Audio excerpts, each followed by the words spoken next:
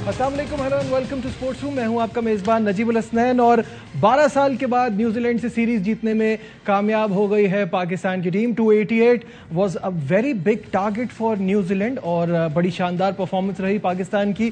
शुरुआत में ऐसा लग रहा था कि हम इतने बड़े स्कोर तक नहीं जा पाएंगे, लेकिन एक अच्छा टोटल दिया जिसमें क्रेडिट जाएगा इमामुल हक को, जिन्होंने 90 रन की बड़ी इंपॉर्टेंट इनिंग खेली। अनफॉर्चुनेटली 100 नहीं कर पाए, लेकिन इस सीरीज में पाकिस्तान ने कामयाबी हासिल की। स्पोर्ट्स कॉरेस्पॉन्डेंट शाहिद हाशमी साहब हमारे साथ हैं, उनसे भी बात करते हैं। शाहिद साहब, बड़ी शानदार कामयाबी, चाहे कुछ भी कहें कि टीम फुल स्ट्रेंथ के साथ नहीं आई थी, लेकिन it release a lot of pressure. कप्तान के ऊपर से भी प्रेशर हटता है। सीरीज जीतना बहुत जरूरी होती है, क्या कहेंगे? बिल्कुल, बाबर आजम ने इतराफ किया। उन्होंने पोस्ट मैच सेरेमनी में कहा कि जब भी सीरीज जीतते हैं रिलीफ मिलता है, तो रिलीफ मिला है उनको अपनी प्लानिंग में। जो वर्ल्ड कप के लिए आगे की जितनी भी सीरीज आएंगी और पाकिस्तान की जितनी भी क्रिकेट होगी, उसके लिए एतमाद मिलता है टीम को, कप्तान बाबर आजम को। उनके ऊपर जिस तरह इस साल शुरू में काफ़ी तनकीद हुई, तो उनको रिलीफ मिलेगा, उनके कदम जमेंगे और टीम के लिए भी बहुत अच्छा है। क्योंकि फील्डिंग एक ऐसा एरिया है और थोड़े से बॉलिंग के कुछ फिक्रें हैं, वो पाकिस्तान को जल्द अज जल्द दूर करनी पड़ेंगी वर्ल्ड कप से पहले। अच्छा, बहुत सारी चीज़ें होती हैं, जैसे हम डिस्कस करते हैं तो नॉर्मली लोगों का डिस्कशन जो है वो बाबर पे जाता है या फ़खर जमान पे जाता है। ऑब्वियसली बहुत अच्छा खेल रहे हैं, लेकिन इमाम पे इतनी बात नहीं हो पाती है। कल उन्होंने जो रोल प्ले किया है वो बड़ा इंपॉर्टेंट था। अगर वो बीच में रन्स ना होते तो इस तरह का स्कोर बिल्डअप नहीं हो पाता। बहुत अच्छा प्लेयर है वो, वनडे का, वाइट बॉल का भी, टेस्ट का भी अच्छा प्लेयर है। अक्सर ऐसा होता है कि किसी प्लेयर के ऊपर लीन पैच आता है। अभी पिछले साल ही उसने 7 लगातार मिस सेंचुरियां बनाई हैं, जो जावेद मियांदाद की 9 के बाद एक बड़ा रिकॉर्ड है। और वो अच्छा खेलता है, बेस अच्छी देता है टीम को, उसकी टेक्निक अच्छी है, रिजॉल्व अच्छी है। जिस तरह वो आके प्रेस कॉन्फ्रेंस में बोलता है, पता चलता है कि इंटेलिजेंट क्रिकेटर है। तो ये सब चीजें दरगुजर करनी चाहिए। 3-4 मैच 5 मैच अगर किसी अच्छे प्लेयर के खराब चले जाएं तो उस पर इतना क्रिटिसिज्म नहीं होना चाहिए। लेकिन अगेन वही वाली बात है कि जो चंद फिक्रे हैं उसमें ये भी एक फिक्र है कि पाकिस्तान का जो टॉप 3 है उस पर पाकिस्तान बहुत रिलाई कर रहा है। मिडिल में इतना आके पाकिस्तान स्कोर नहीं कर पा रहा, वो कमी थोड़ी सी रिजवान ने पूरी कर रखी है। बिल्कुल सही है। और ये वर्ल्ड कप का साल है। ऑब्वियसली मैंने जैसे शुरू में कहा, जीत बहुत मैटर करती है। हमने सीरीज जीती और I think we should go for 5-0 as well. लेकिन ये वर्ल्ड कप का साल है, तो तैयारियों के हवाले से हम सही ट्रैक पे हैं।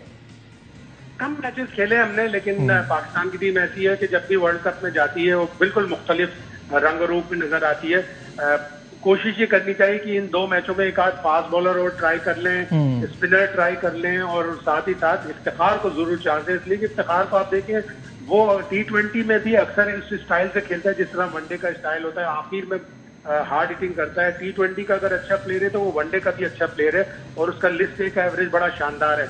तो उसको मौका देके 2 मैचेस में आगे, मेरे हिसाब से तो वो वर्ल्ड कप की पिक्चर में, वर्ल्ड कप की प्लानिंग में पूरी तरह शामिल होना चाहिए। बिल्कुल, आई एग्री कंप्लीटली। बहुत बहुत शुक्रिया, शाहिद हाशमी साहब हमारे साथ थे और ओपिनियन शेयर कर रहे थे कल के इस मैच के हवाले से, सीरीज की जीत के हवाले से। इस वक्त हमें ज्वाइन किया है former captain of Pakistan Salman but ने। सलमान, अभी हम बात कर रहे हैं, ये वाकई बहुत अहम सीरीज थी, जीतना बहुत जरूरी था, लेकिन वर्ल्ड कप की तैयारी के लिए अब हमारे पास ज्यादा मैचेस नहीं बने। ये सीरीज है, अफगानिस्तान से मैचेस हैं, तो आपको क्या लगता है कि ये इनफ है तैयारी के लिए वर्ल्ड कप की? देखिए, आइडियली तो जितनी ज़्यादा तैयारी हो जाए वो पाकिस्तान के लिए बेहतर है, क्योंकि पाकिस्तान ने पिछले 1 साल में सबसे ज़्यादा T20 क्रिकेट खेली है और वनडे दुनिया में सबसे कम खेली है पाकिस्तान ने। तो उस तनाजुर में अगर हम देखें तो मेरा ख्याल है कि जितना अच्छा प्रेपरेशन ज़्यादा से ज़्यादा मैचेस खेल के हो सकती है, उसका कोई नेमल बदल नहीं है। सो इसलिए पाकिस्तान के लिए बड़ा ज़रूरी है कि एशिया कप हो, और अगर वो पाकिस्तान की मर्ज़ी के मुताबिक नहीं होता तो फिर उसकी जगह पे कोई बायलैटरल सीरीज या ट्रायंगुलर या कुछ भी अरेंज करें, क्योंकि 50 ओवर क्रिकेट एक ऐसा फॉर्मेट है जो पाकिस्तान ने बड़ा कम खेला है पिछले 1 साल में। अच्छा, थोड़ी सी बात सलमान टीम कॉम्बिनेशन के हवाले से कर लें। अभी शाहिद साहब से भी बात हो रही थी, तो हमारा टॉप 3 बहुत शानदार चल रहा है और हम बहुत ज़्यादा उस पर रिलाय भी कर रहे हैं, लेकिन मिडिल ऑर्डर का मसला जू का तू है। आप क्या समझते हैं? भारत में ज़रूरी नहीं है कि स्पिन कंडीशंस होंगी। अगर आपको याद हो कि चैंपियंस ट्रॉफी में जब पाकिस्तान लास्ट टाइम इंडिया गया था, तो वहाँ पर मोहाली में पाकिस्तान को एक पूरा ग्रीन टॉप पिच दे दिया गया था। और अभी IPL में भी हम देखते हैं कि किस दिन 200 रन होते हैं, किस दिन 120 के ऊपर मैच का फैसला हो जाता है। तो वेरिएशन इंडिया में अब बहुत सारी है और डिपेंड करता है कौन से वेन्यूज़ पे पाकिस्तान के मैच होते हैं, वहाँ की कैरेक्टरिस्टिक क्या है पिचेस की।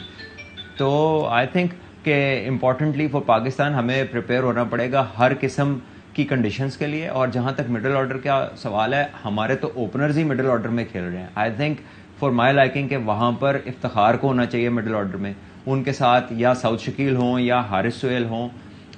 मिडिल ऑर्डर बैटिंग प्रॉपर होनी चाहिए, ना कि शान मसूद और अब्दुल्ला शफीक, ये ओपनर्स हैं। और अगर इनकी जगह नहीं बन रही टीम के अंदर, क्योंकि फखर इमाम बहुत अच्छा खेल रहे हैं, बाबर बहुत अच्छा खेल रहे हैं, रिजवान परमानेंट प्लेस है, तो फिर वहां पर इनको वेट करना पड़ेगा। ये थोड़ी है कि अब आप 5 ओपनर्स के साथ मैचेस खेलना शुरू कर दें। जी बिल्कुल, आप सही कह रहे हैं। और जहाँ तक इफ्तिखार की बात है, तो आई थिंक कि मुझे भी ये लगता है कि इफ्तिखार को इस फॉर्मेट में ज़रूर होना चाहिए। अभी यही बात हो रही थी कि T20 हो या वनडे हो, वो दोनों को बहुत अच्छी तरह से सूट करते हैं। सलमान, हारिस सोहेल की जहाँ तक आपने बात की, वो इस सीरीज से भी इंजर्ड होकर बाहर हो गए, तो क्या आपको लगता है वो वर्ल्ड कप के प्लान का हिस्सा हो सकते हैं? देखिए, फॉर्म डिपेंडेंट है ये तो, और ऑन द गिवन डे उनकी फॉर्म कितनी है, वो परफॉर्मेंस उनकी क्या चल रही है। वो अभी तो फिटनेस से ही नहीं वो अनफॉर्चुनेटली बाहर आ पा रहे। वो फिट होते हैं, कैंप में आते हैं, इंजरी हो जाती है, तो खुदा न खास्ता अगर ऐसे ही चलता रहा तो फिर वो किस परफॉर्मेंस की बेस पे अपनी जगह बनाएंगे, ये मेरी समझ से बाहर है। आगा सलमान भी अंदर है, वो भी एक कैपेबल मिडिल ऑर्डर बैटर है, साथ बॉलिंग भी कर लेते हैं, फील्डर भी अच्छे हैं। तो वो परफॉर्मेंस जो प्लेयर कर रहा होगा, जो फिट होगा, जाहिर है जगह तो वही बनाएगा। अच्छा, हम अगर बात करते हैं सलमान, अपनी फास्ट बॉलर को हम कहते हैं कि हमारी जो फास्ट बॉलिंग है वो वर्ल्ड क्लास है। और अगर आप देखें, डेथ ओवर में वैसी बॉलिंग नहीं हो रही, थोड़ी सी परेशानी की बात है। अभी हम कुछ कमज़ोर ऑपोजिशन के साथ खेल रहे हैं, तो हमें फास्ट बॉलिंग बहुत अच्छी लग रही है, लेकिन क्या आपको लगता है कि एक वरिंग थॉट है? उसकी वजह यह है कि बहुत ज़्यादा हम लोग T20 का फॉर्मेट खेलते हैं। बड़े फॉर्मेट्स के अंदर आपकी उतनी फ्रीक्वेंसी के साथ चेंजेस ऑफ पेस नहीं होते, उतनी वेरिएशन नहीं होती, आपकी अच्छी कंसिस्टेंट लाइन और लेंथ होनी चाहिए। तो ये इसीलिए मैं कह रहा था अभी पहले कि जितनी ज़्यादा वनडे क्रिकेट खेलेंगे, लंबा फॉर्मेट है, 10-10 ओवर कराएंगे, वो जो स्लोअर वंस का आंसर होता है ना T20 में, दूसरा बॉल ही स्लोअर वन कर दिया, फिर अगले ओवर में 4 कर दिए, बैट्समैन ने मारनी होती है। यहाँ पे बैट्समैन को जल्दी नहीं है, तो प्रिसाइज लाइन लेंथ पे बॉलिंग करने के लिए जितने लंबे मैचेस खेलने उतना फायदा है। जी हाँ, कप्तान बाबर आजम ये मानते हैं कि ये सीरीज जीतना बहुत अहम था और चाहते हैं कि आगे वाले दोनों मैचेस भी जीतें, और चेंजेस के हवाले से भी उन्होंने कुछ बात की है। बाबर का क्या कहना था वो दिखाते हैं। सीरीज जीते हैं और आपको रिलीफ मिलती है, और मेरे ख्याल से जिस तरह टीम में फिट थी और जिस तरह स्टार्ट हमारा हुआ था, पिच वैसी नहीं थी जैसे हम एक्सपेक्ट कर रहे थे। स्लो विकेट था, अनफॉर्चुनेटली नवाज को बॉल लगा। उसके बाद मेरे ख्याल से आगा ने जिस तरह वो स्पेल किया है वो आउटस्टैंडिंग रहा। डे बाय डे कोशिश कर रहे हैं चीज़ को इम्प्रूव करें, क्योंकि आगे जो अच्छी क्रिकेट आ रही है उसमें हमें और चैलेंजेस मिलेंगे। और अभी इस चीज़ पर अगर सीरीज जीत गए तो रिलैक्स ना हो, अगले 2 मैचेज हैं उसको भी विन करें। जी हाँ, सीरीज जीत गए हैं तो रिलैक्स ना हो, आगे बहुत चैलेंजेस हैं, और again this is world cup year, तो बहुत सारी खामियों को दूर भी करना है। सलमान बट हमारे साथ हैं, यहाँ लेते हैं छोटा सा ब्रेक, स्टे विद अस।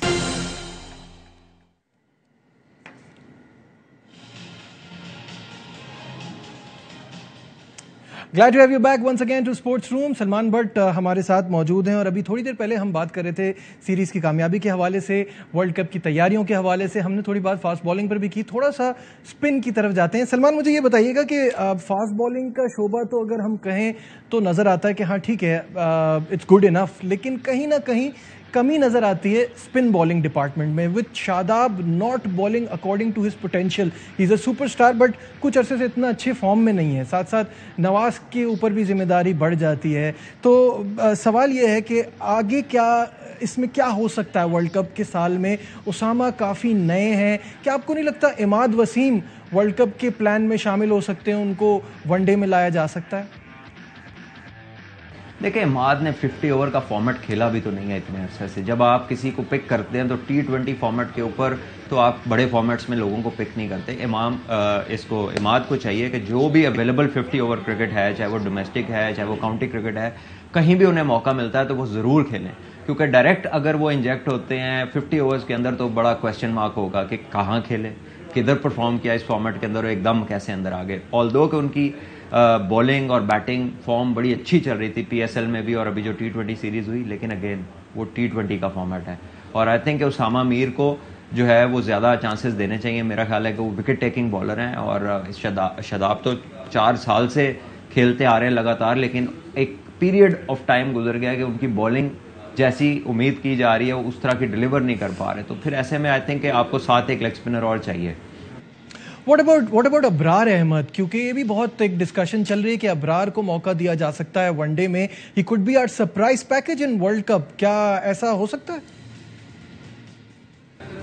देखिए मौका मिल सकता है depending on his performances in list A cricket, लेकिन जो मिस्ट्री बॉलिंग है दुनिया में ये पहले 1-2 मैचेस में आकर ज़रूर तंग करते हैं, लेकिन जैसा कि हमने टेस्ट सीरीज़ में भी देखा था कि वो रन्स होने की मिकदार, उसका इकोनॉमी रेट वही था। विकेटें ज़रूर मिलती थी शुरू में, लेकिन बाद में वो इंग्लैंड के प्लेयर सेटल हो गए थे। तो वो चक्रवर्ती इंडिया के पास भी हैं, वो हसरंगा श्रीलंका के पास भी हैं, और कोई ऐसी उन लोगों ने कोई प्रॉब्लम्स भी नहीं क्रिएट की कि रेगुलर बेसिस के ऊपर प्रॉब्लम्स क्रिएट करें। तो आई थिंक स्पिन की क्वालिटी और परफॉर्मेंस देखनी पड़ेगी। ये अब इसमें मिस्ट्री वाला एलिमेंट, मिस्ट्री नाम ज़रूर है लेकिन मिस्ट्री वाला एलिमेंट कम होता जा रहा है। अच्छा, when we talk about our bowling, हम अपनी बॉलिंग को खुद बहुत ज़्यादा हाई रेट करते हैं, और ऐसा नहीं है कि अच्छी नहीं है, अच्छी है भी, लेकिन अगर स्पिन और फास्ट दोनों को मिला के देखा जाए, हम T20 में तो सबसे ज़्यादा सामने वाली टीम को आउट करने वाली टीम है, लेकिन वनडे में कभी कभार ऐसा फील होता है कि 10 ओवर कराने वाले बॉलर्स नहीं है हमारे पास, क्योंकि कुछ हमारे जो प्रीमियम बॉलर्स हैं उनके शुरू के ओवर कुछ और होते हैं, एंड में कुछ और होते हैं। जब टफ सिचुएशन आएगी या मुश्किल कंडीशन आएगी तो ये चीज़ हर्ट नहीं करेगी कि 10 ओवर कराने वाले बॉलर्स की थोड़ी कमी है?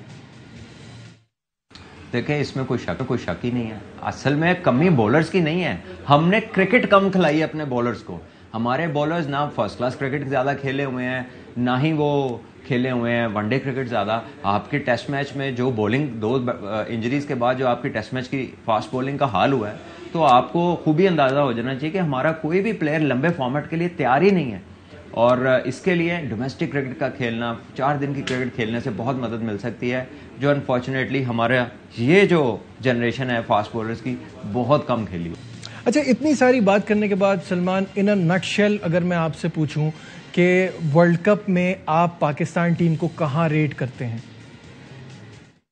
देखिए Pakistan is a dangerous side on a given day. Surprise का एलिमेंट भी रखती है और क्वालिटी भी है, बट अगेन कंसिस्टेंटली 50 ओवर्स की क्रिकेट खेलें, क्योंकि ये आपको हर चीज़ इसमें एट लेंथ करनी पड़ती है। इसका कंसंट्रेशन स्पैन लंबा है, इसकी कह लें कि इसकी जो टैक्टिकल उतार चढ़ाव है वो डिफरेंट है। T20 गेम एट टाइम्स एक मोमेंटम के साथ चलती है, वनडे में रेयरली ऐसा होता है कि एक मोमेंटम के साथ गेम चले, उठती है नीचे आती है, कई दफ़ा लेट उठती है फिर एकदम चलती जाती है, तो इसके बेंड्स डिफरेंट हैं। सो आपको उसका एक्सपीरियंस जितना हो जाए वो अच्छा है। अच्छा, अभी हम बात कर रहे थे कि हमारे पास अब इतने मैचेस भी बाकी नहीं रहे। एक बड़ा इवेंट है एशिया कप, अभी तक उसका फैसला नहीं हो पाया, कहाँ होगा, कैसे होगा। नजम सेठी पूरी कोशिश कर रहे हैं इसके लिए, लेकिन साथ साथ इंडियन मीडिया भी प्रोपेगेंडा कर रहा है कि पाकिस्तान के बगैर भी खेला जा सकता है, इंडिया में भी खेला जा सकता है। क्या लगता है ये टूर्नामेंट पाकिस्तान में ही हो पाएगा? देखिए अगेन इट डिपेंड्स के एंड पे क्या होता है, because India not going to play in Pakistan, ये उन्होंने बड़ा क्लियरली कह दिया, और ये कोई अब की पॉलिसी नहीं है, काफ़ी अरसे से चली आ रही है, और स्ट्रेटेजिक उनका ये डिसीजन है। और मेरा नहीं ख्याल कि वो अनलेस के कोई ऊपर से मामला ठीक हो वो इस पर कोई चेंज लेकर आएंगे। तो देखते हैं किधर होता है एशिया कप। अभी तो स्पेकुलेशन मीडिया की हद तक है, ऑफिशियल वर्ड कोई नहीं है इसके ऊपर। बिल्कुल ऐसा ही है। अच्छा, एक सवाल, क्योंकि हमारे लिए भी ये जानना बहुत ज़रूरी है कि अभी क्या आपको लगता है जो पिंडी की या लाहौर की और बाकी मुल्तान वगैरह स्टेडियम की हालत है, उसके साथ हम एक मल्टी नेशन टूर्नामेंट यहाँ करवा सकते हैं? हमें अभी इतने केपेबल हैं, इसके लिए तैयार हैं, कंडीशंस आपके सामने? देखिए कर सकते हैं, कोई ऐसी बात नहीं है। दुनिया में बड़ी जगह मल्टी नेशनल टूर्नामेंट्स होते हैं जिनका इंफ्रास्ट्रक्चर हमारे जैसा भी नहीं है, और पाकिस्तान की टीम भी, मैं खुद भी जा के खेलता रहा हूँ। तो पाकिस्तान के पास पिंडी है, आपके पास मुल्तान है, आपके पास लाहौर है, आपके पास कराची है, तो आपके पास 4 वेन्यूज़ तो हैं, और मेरा ख्याल है हो सकती है।